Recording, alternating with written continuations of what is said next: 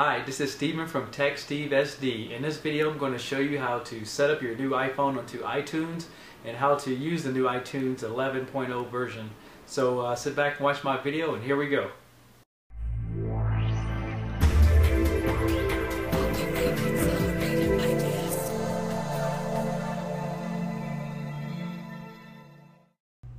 The first thing you want to do is go to apple.com/iTunes, and then you want to click on download iTunes. Once you select which version you have, hit download and then go ahead and run that.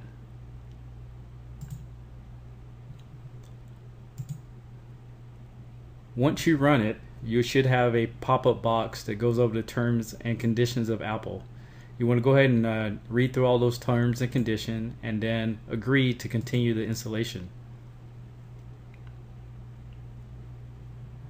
Now once you get this screen, you want to hit agree again. You can read all the little things right there if you like, but hit agree. And then you can also scan for media or go to iTunes. Right now I'm just going to go to iTunes.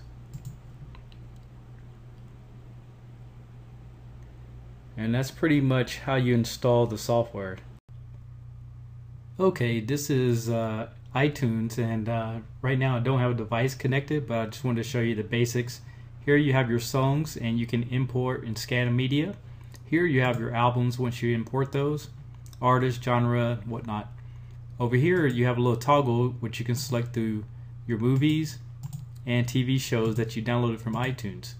So now to go back to iTunes, on the corner here you have iTunes Store. Now you can see a history of albums that you purchased. You can see all the rentals that you've done, TV shows, apps, things of that nature. And you can also select here if it's been on this computer before. Now inside of here you have, of course, your music, where you can actually go buy music and it'll download to your computer, and you can actually share it on your cloud. You can actually click on movies here and you can rent these, especially if you have an Apple TV. You have TV shows where you can see like Dexter, and you can pretty much click on them and go rent them, but in HD or SD. And you can also get season passes and things of that nature. Over here you have your app store, so if you want to install an app on your device, you can do iPhone or iPad. And keep in mind that iPhone it's generally the same things that you would get on an iTouch. So there you go. And then you have books. If you read a lot, you can click on here and go through here and download books, and again it'll sync to your devices if you use an iCloud. The real popular one is podcasts, because podcasts are generally free and it allows you to keep up with a lot of people that you like. If you want to just click on one of these guys, you can see that you can play it right there or hit free, and then it'll download to your iTunes. And next time you synchronize your device, you can click on the beginning there, for example, and it'll play your podcast right there. Nerdist.com. And you can hit free as well. And if you want to subscribe, it'll automatically download those automatically. You can tell your friends about it with the little drop down there. And then you have the iTunes University. This actually is one for students mainly. If you go to school, you can actually get all kinds of different classes, and you can actually send those over to your devices, and that way, in some cases, you don't have to buy the book or anything like that. So I'm gonna go back to the main thing here. It says library, and then I'm gonna hit scan for media, and I'm gonna add a song on here just so you know how it actually works. You're gonna scan on media. And previously I put this radioactive here. I just drug it over there, and now it's in there. And now it shows a list of that's on the songs here, albums, artists, genre. You can go switch that out, and you can also do playlist.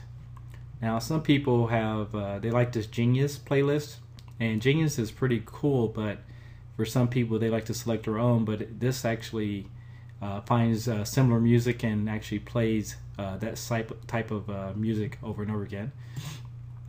And then you have radio. This way you can actually, if you have some friends over, you can just kind of press one of these guys and just stream music off the radio. And then they have this match feature, and what this does is, let's say if you actually had a song that you liked in your computer, and but you bought it, or you drug it from a CD, but it wasn't great quality, you can actually pay $24.99 per year, and what it will do is actually clean it up and give you the iTunes version of it. So keep in mind that you can't take it and drag it over to like another device, but if you have all Apple products, it's a good way to keep your songs sounding clean and consistent as far as that goes.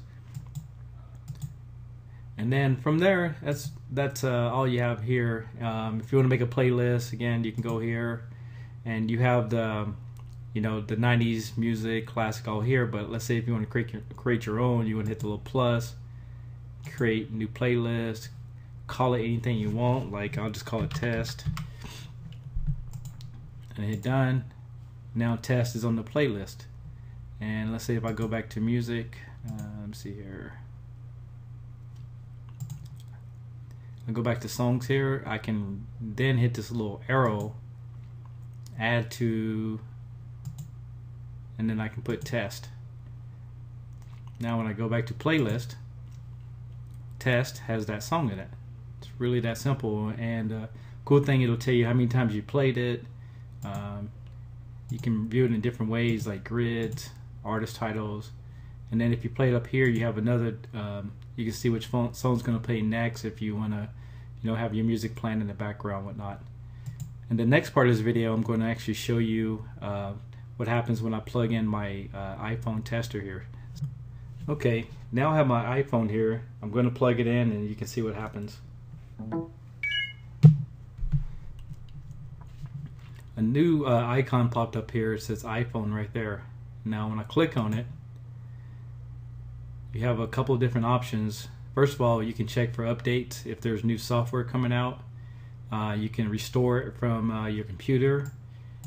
Now if you have iCloud or set it up, then right there you can restore, I think you get 5 gigs of online storage, but you can actually reset your iPhone up from before the storage there. If you have on this computer, then it will stop using iCloud, and it allows you to use your computer as a backup. The pros of that is that you can actually put more storage on there because it's the amount of storage you have in your computer. So if you had like a 32 gig iPhone, you can put like all your songs and everything backed up. But if you use the iCloud, keep in mind it's not going to keep everything. It's going to max out at 5 gigs unless you pay for additional storage.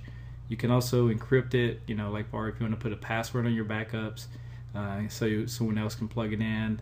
You won't have a chance to get in your information, which I think it won't do that anyway.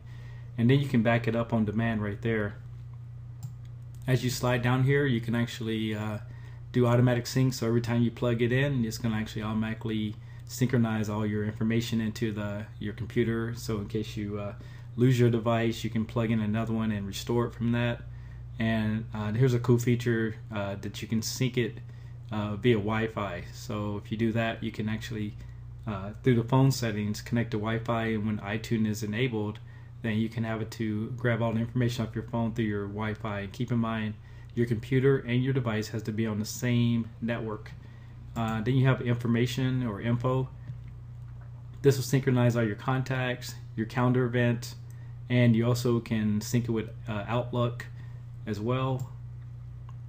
And then you have your list of your apps right here. So I haven't used this device a lot, but you can see, I can see all the apps that are on it. And you can also, when you go into download iTunes, like for example, if you go in iTunes and download an app and hit automatic install new apps, when you plug it in, it automatically installs those apps that you found on iTunes.